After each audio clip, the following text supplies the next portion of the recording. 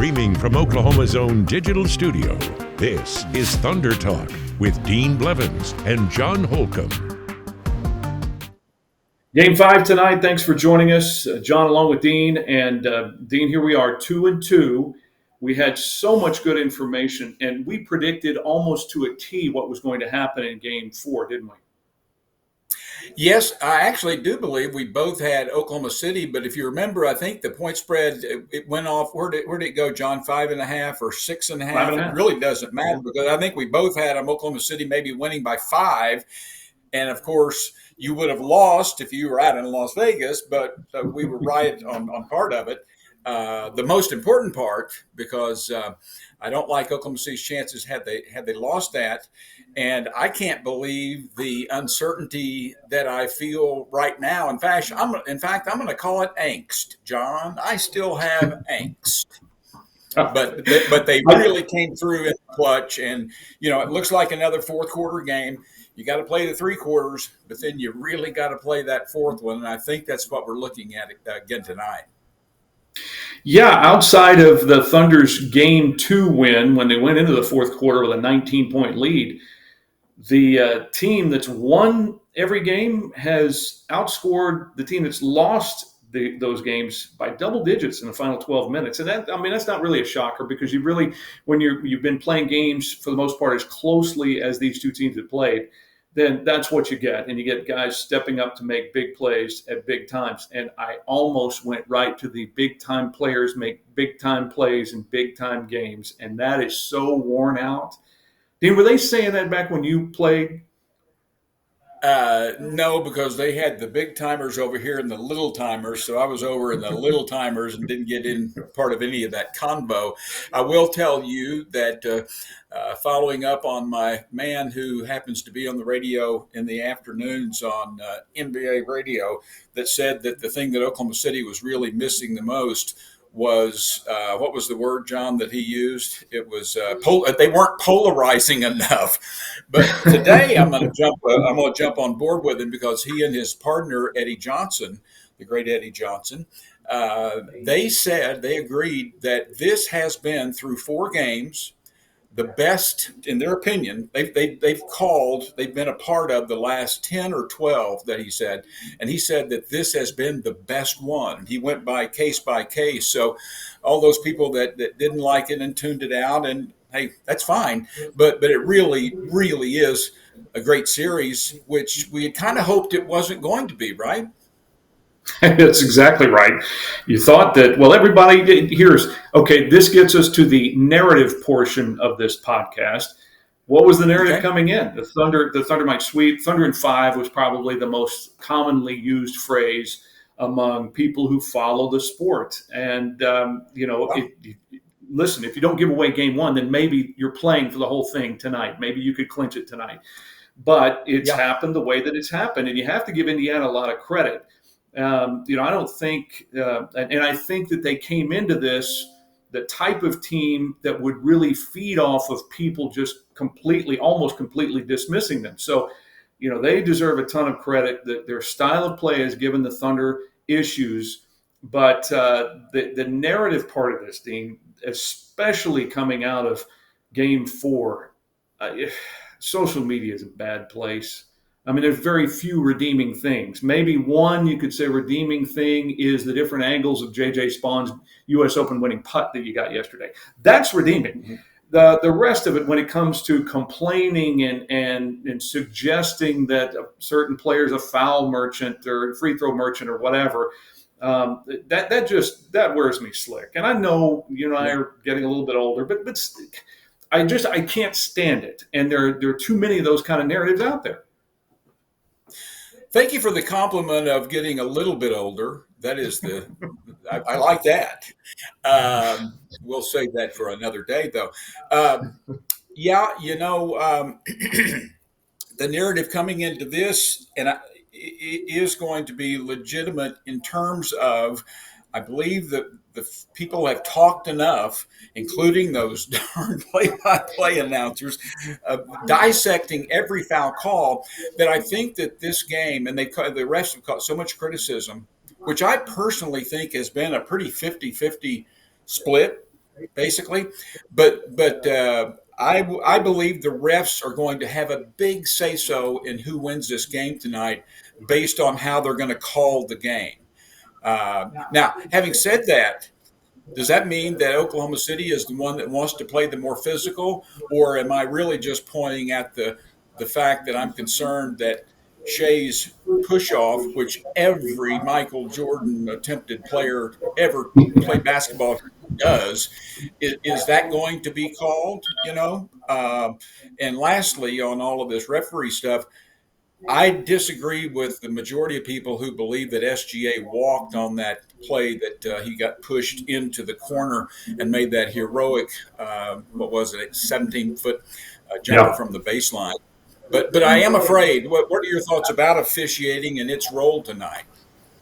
Well, I think that it's gotten increasingly more physical, especially the two games in Indianapolis and the game the other night. Listen, I don't know how you didn't call the Neesmith foul on Caruso a flagrant, and you did call the Toppin foul on Caruso a flagrant. I didn't get that at all, because of the nature of Caruso's about to leave the ground and he's got Neesmith pulling down on both shoulders. That is a knee injury or something worse ready to happen.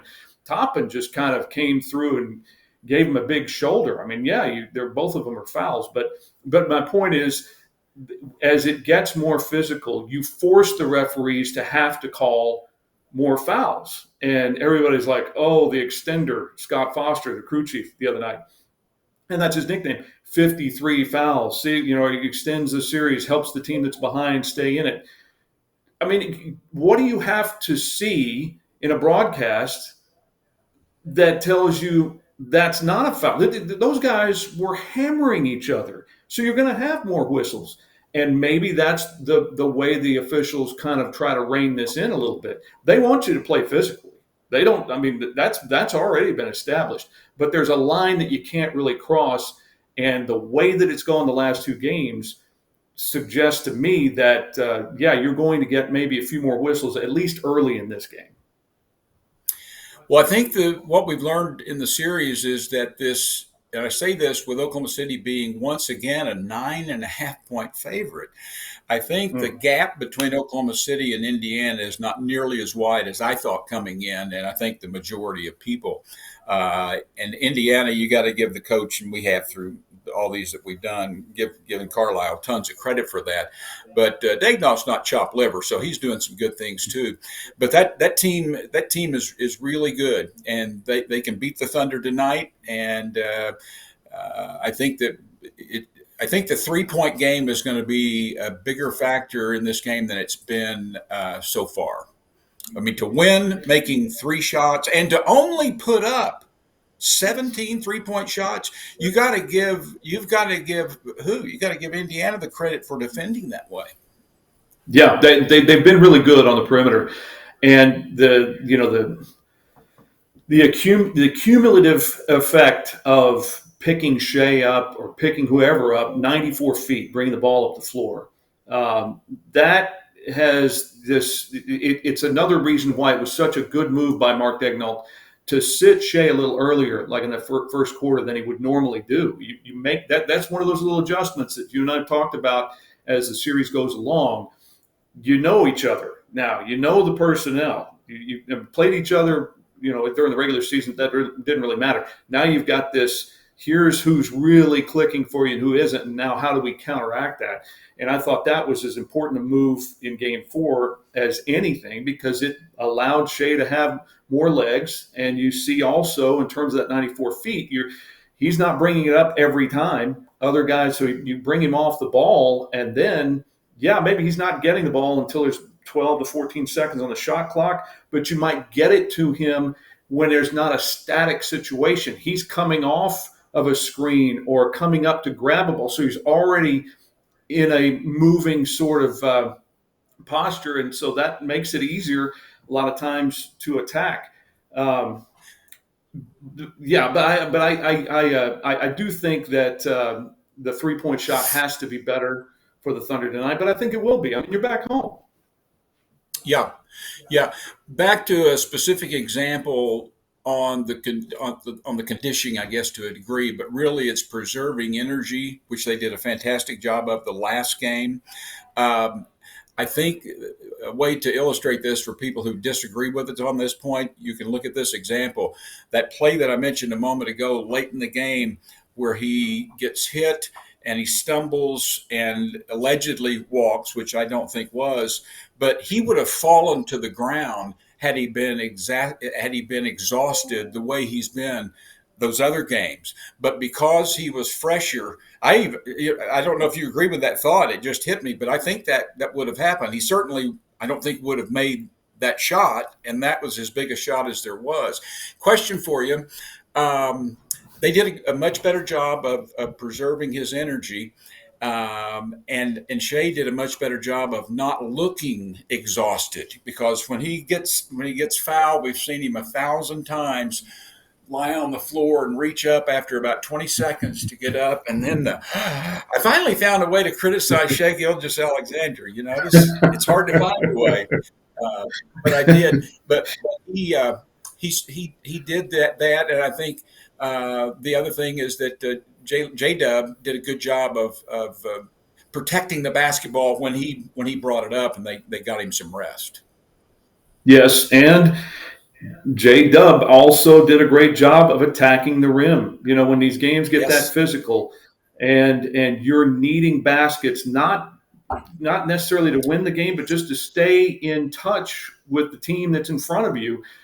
Boy, you cannot get away from attacking the rim. And he did an outstanding job of that the other night. Now, one other point about the, being tired.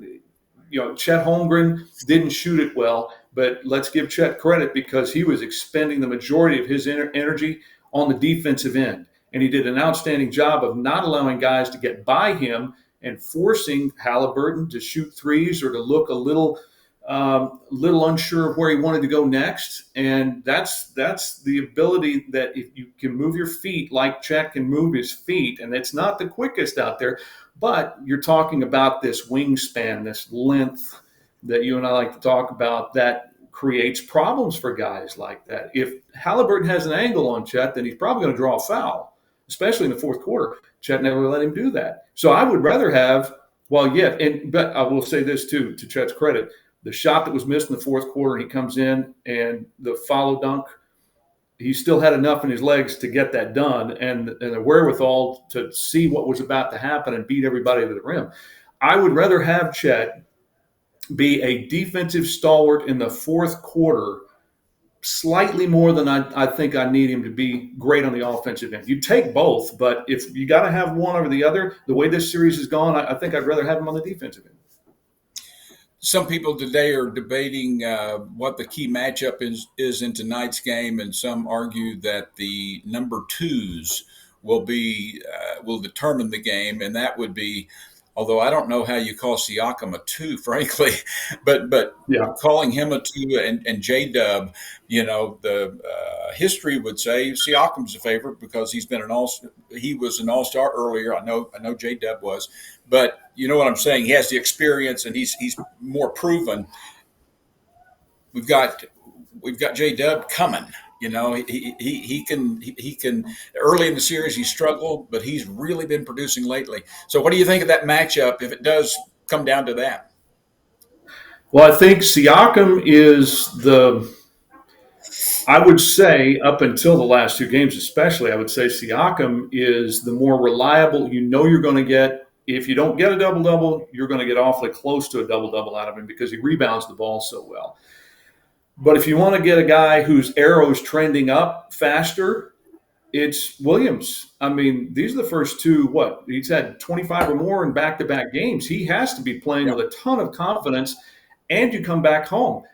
I like him a little bit more on that, but I'll throw one at you because the personnel for the Pacers, what you get out of Miles Turner. And outside of the one game where he blocked 5 shots, he's pretty much a stand outside the arc and shoot it and then rebound defensively pretty well. The guy that scares me more is Toppin. And he's already proven he can shoot it pretty well in this building tonight. And I wonder, Dean, if we don't see more minutes for him, and how do the Thunder counteract that? Yeah, that's a good point. I think they probably will. And, their thinking could be, if we get the production from Turner, which they've gotten, I mean, he's a good ball player. He's just been held in check in this one. I mean, he's a guy that can get hot from – how wild is it that we're seeing these guys that are 7 feet tall shoot it from 25 feet? I still haven't gotten used to that. But he's capable. And so this game's going to come down to the end. It's going to come down to who can keep their composure, and probably, John, who makes shots. Last game, it didn't necessarily matter because Oklahoma City missed those 3, but Shea was so darn good, and J-Dub, that they were able to kind of offset that. But it might come down simply in this game, a fourth quarter game, of who shoots it the best. All right, prediction time then. As you laid the groundwork, I'll give you a score. I think Oklahoma City will come out on top, 121-114. How about you? 111 is the magic number, and if they can get over 111, Indiana wins when they score more than 111, and they've lost them all, not only in this series, but they've lost them going back. If they can't get to that number. So I'm interested in your number being above that, yet Oklahoma City winning. Yeah, I do have Oklahoma City winning. I think that they realize that this doesn't win them the championship, but this would be a massive step. The last game was just kind of catching up and hanging on and trying to get back to even. This one gives you the chance to really get close to that jugular before heading back to Indianapolis. And if you stumble there, you still have the home court advantage in Game 7. I've got the Thunder. I've got the Thunder by 5 again. And so if I have 110, is what I'm going to give. That's the point total for Indiana. So 115-110, Oklahoma City. All right, well, that's going to do it for us. But, Dean, we can't get out of here without saying 2 more words. Alex Caruso. Managed to get through all of this without even mentioning him. Yeah. All right. Right. Thanks for tuning in. Two wins away. Two wins away. After that. Okay. Thunder and 6 still alive. Just saying. All right. For Dean, I'm John. Thanks for watching. Thank you for watching this Oklahoma Zone digital studio stream. Stay with News on 6 online and on television anytime for the latest news, weather, and sports.